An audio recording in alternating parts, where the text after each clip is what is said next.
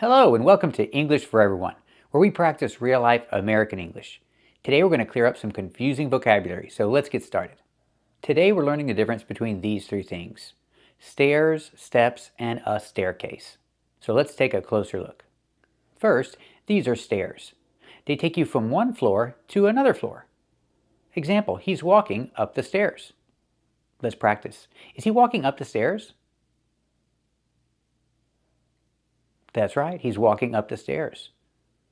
Now he's walking down the stairs. Let's practice. Is he walking up the stairs or down the stairs? That's right, he's walking down the stairs. So I can say walk up the stairs and walk down the stairs. What if I don't say the? What if I just say upstairs and downstairs? These words are used to describe the different levels. Example, the restroom is upstairs and the kitchen is downstairs. Let's practice. Where is the restroom? That's right, the restroom is upstairs. And where is the kitchen? That's right, the kitchen is downstairs. Now let's talk about these. These are not stairs. Well, they're kind of stairs, but we have another name. We call them steps, because there are fewer of them and they don't take you to a different floor.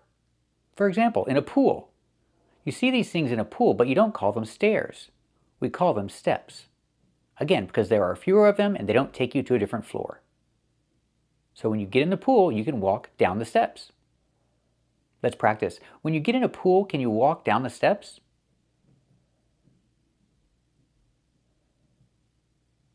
That's right. When you get in a pool, you can walk down the steps. And this is a staircase. It's countable, so you have to say a staircase. Example, if there's a tornado, the safest place to be in a building is in the staircase. It's surrounded by cinder blocks and concrete. It's the safest place to be if there's a tornado. Go to the staircase. Let's practice. Is the staircase the safest place to be if there's a tornado?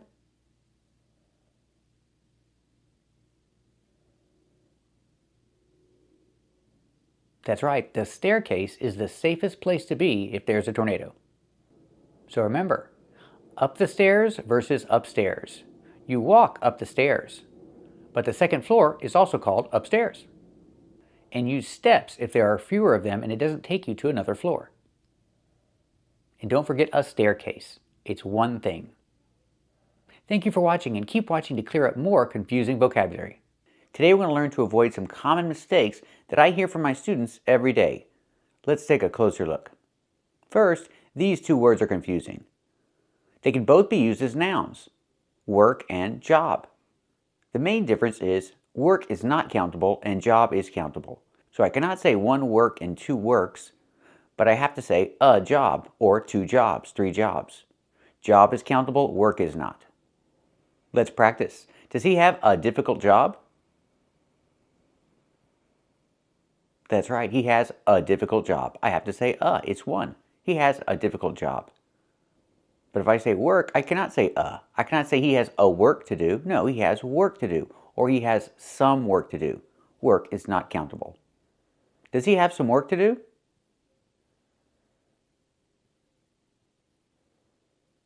That's right, he has some work to do. Now let's look at this word, homework. It's the work you have to do for school when you're not in school. Homework. It's not countable. I cannot say a homework, one homework, two homeworks. The word is not countable. So we say any homework or some homework. Example, does she have any homework? And you say, yes, she has some homework. Let's practice. Does she have any homework? That's right, she has some homework. And if it's negative, I use any. Does he have any homework? And the answer is no, he doesn't have any homework. Let's practice. Does he have any homework? That's right, he doesn't have any homework. But what if you want to count homework? What if you want to say one? We use a different word. We use this word. We say an assignment. A homework assignment. You can refer to this as an assignment. This is a countable word. Example, she has an important assignment to do. It's one, so I say an. She has an important assignment to do. And this is not formal English, this is just the way we talk. It's conversational.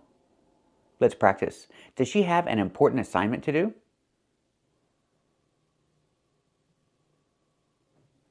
That's right, she has an important assignment to do. Now let's talk about this word, housework. It's basically cleaning. Cleaning your house is known as housework. And it's not countable because it has work at the end. I cannot say a housework, one housework, two houseworks. We don't say that. We say some housework or any housework. Example, they have some housework to do. Let's practice. Do they have any housework to do? That's right, they have some housework to do. Or the negative, they don't have any housework to do. They're relaxing because they don't have any housework to do. Let's practice. Do they have any housework to do?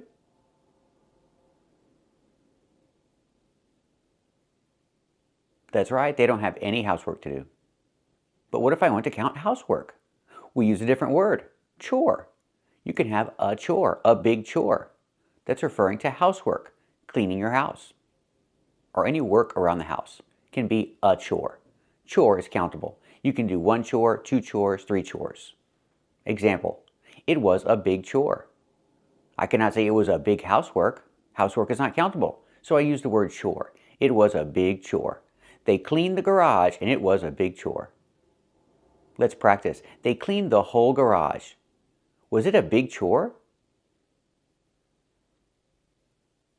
That's right, it was a big chore. And this word, paperwork. Again, we see work, so we know it's not countable. I cannot say a paperwork or two paperworks. We don't say this. Some paperwork, any paperwork. It's when you have to fill out papers. Remember the phrasal verb, fill out. Use fill out when you talk about paperwork. You fill out forms, you fill out applications. That's paperwork. You fill out paperwork. Or you can say do. You do paperwork. Example, he's doing some paperwork. If I ask the question, is he doing any paperwork today? Yes, he's doing some paperwork today. Let's practice. Is he doing any paperwork today? That's right, he's doing some paperwork today. And the negative, is he doing any paperwork today? No, he's not. He's not doing any paperwork today. Let's practice. Is he doing any paperwork today?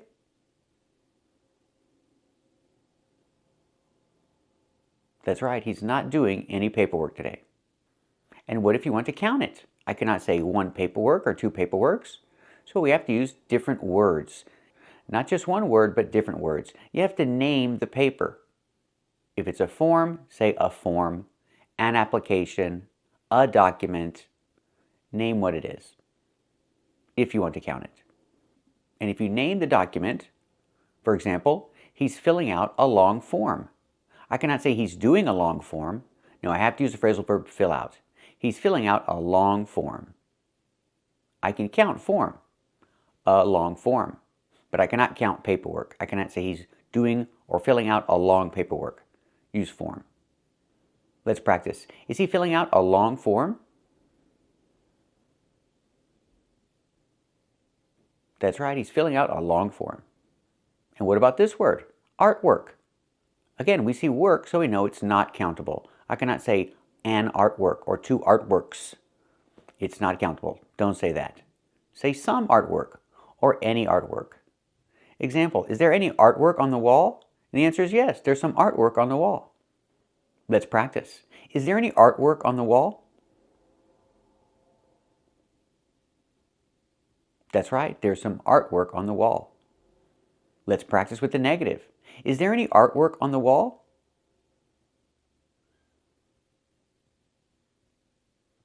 That's right, there's not any artwork on the wall.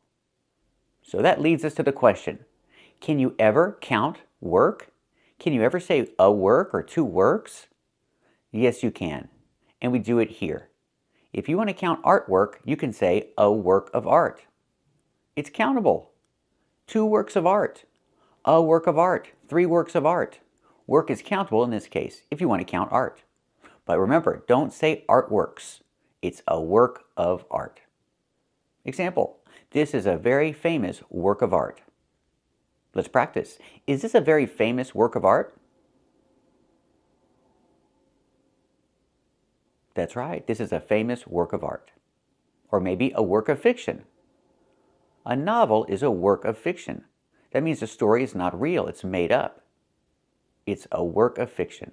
A novel is a work of fiction. Example, this is a very famous work of fiction. Let's practice. Is this a classic work of fiction? That's right, this is a classic work of fiction. So we see the only time we count work is a work of art or a work of fiction. I don't know any other examples. If you do, let me know in the comments below. Let me know any examples of work where you can count it, because these are the only two I know. But remember these important words: homework, housework, paperwork, artwork. These are not countable. Don't put an S, don't say a. These are never countable words. And remember the difference between a job and work. He has work to do, not a work to do. Job, you say a. He has a job to do. Thank you for watching, and keep watching for more confusing vocabulary. Hello, welcome to English for Everyone. Today we're going to look at and practice with these 3 phrasal verbs. Let's get started. First we have fill or fill up. The preposition up is optional. You don't have to use it, but it's very common. Example, I need to fill the tank. You can also say, I need to fill up the car, or I need to fill up the tank. Fill up is more common. We use fill and fill up for containers. Example, you can fill the water bottle, or you can fill up the water bottle. Both are correct, but fill up is more common. Let's practice. Does he need to fill up the gas tank? That's right, he needs to fill up the gas tank. Let's practice. Is he filling up the water bottle? That's right, he's filling up the water bottle. Now let's talk about fill out. We use fill out to talk about paperwork. Example, forms, documents, applications. When you put the information on the form, whether you write the information or you use a computer, we say fill out. You fill out the form. Example, he wants to apply for the job, but he needs to fill out the application first. Let's practice. Does he need to fill out the application first? That's right, he needs to fill out the application first. Example, when you go to the doctor's office, you have to fill out a lot of paperwork. Let's practice. Does he have to fill out a lot of paperwork at the doctor's office?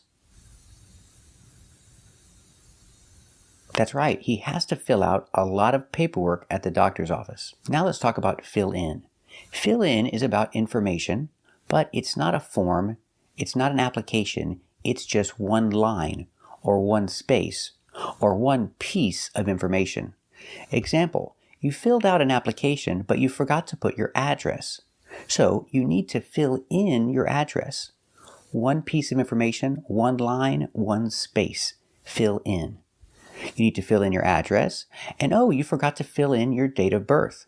So fill in your date of birth too. Sometimes when I fill out an application online, it doesn't let me submit the application.